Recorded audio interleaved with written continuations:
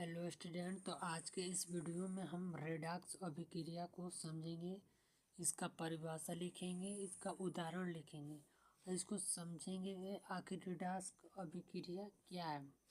तो इसको सबसे पहले हम लोग परिभाषा लिख लेते हैं। किसी अभिक्रिया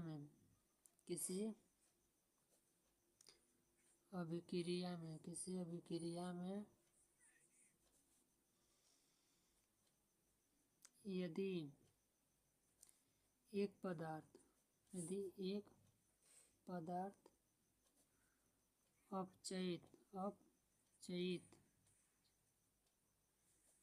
एवं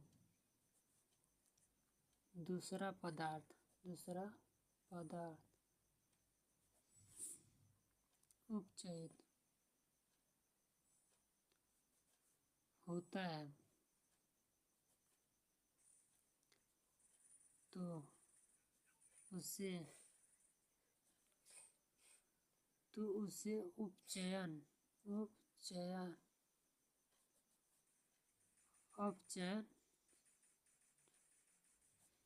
या रेडॉक्स अभिक्रिया कहते हैं।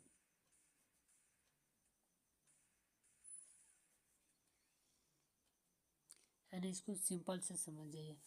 अगर किसी अभिक्रिया में यदि एक पदार्थ अपचयित होता है यानी अपघटन होता है यानी अपचयन होता है और दूसरा पदार्थ उपचयित यानी उपचयन होता है यानी कि अपचयित यानी कि ऑक्सीजन का ह्रास और हाइड्रोजन का योग, और दूसरा पदार्थ उपचयित यानी कि ऑक्सीजन के योग और हाइड्रोजन का ह्रास, तो उसे उपचयन अभिक्रिया कहते हैं या रेडॉक्स अभिक्रिया।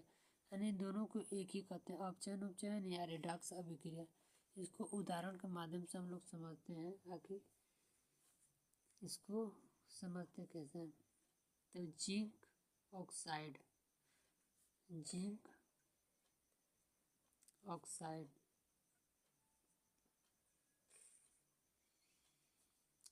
को जब कार्बन से अभिक्रिया कराया जाता है तो जिंक अलग हो जाता है और कार्बन ऑक्साइड अलग हो जाता है।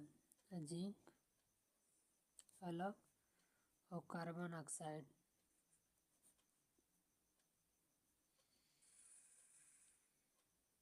अलग हो जाता है। तो देखिए यहाँ पर ऑक्सीजन है, जब यहाँ से ऑक्सीजन त्याग दे रहा है तो यह अपचयन होगा।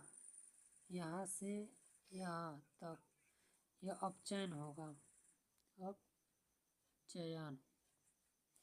क्योंकि ये इस पदार्थ से ऑक्सीजन ह्रास हो जा रहा है यानी कि घट जा रहा है। तो ये ऑक्सीजन घट जा रहा है, इसीलिए ये अपचयन हो रहा है। और जब ये कार्बन में ऑक्सीजन जुड़ जा रहा है यानी कि ये उपचयन होगा। यानी सिंपल सा समझ जा रहे हैं। देखिए अपचयन होगा, अपचयन तो हाइड्रोजन बढ़ेगा और ऑक्सीजन घटेगा।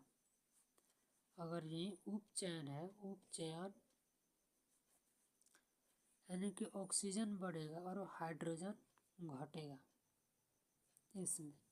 यानी कि यहाँ से ऑक्सीजन घट रहा है, हाइड्रोजन बढ़ रहा है या नहीं बढ़ रहा है, इसमें रहेगा या नहीं रहेगा। बस ऑक्सीजन कोई एक पदार्थ, हाइड्रोजन या ऑक्सीजन, अगर यहाँ पर ऑक्सीजन घट रहा है तो यानी कि अपचयन अभिक्रिया, और यहाँ पर जुड़ रहा है तो उपचयन अभिक्रिया।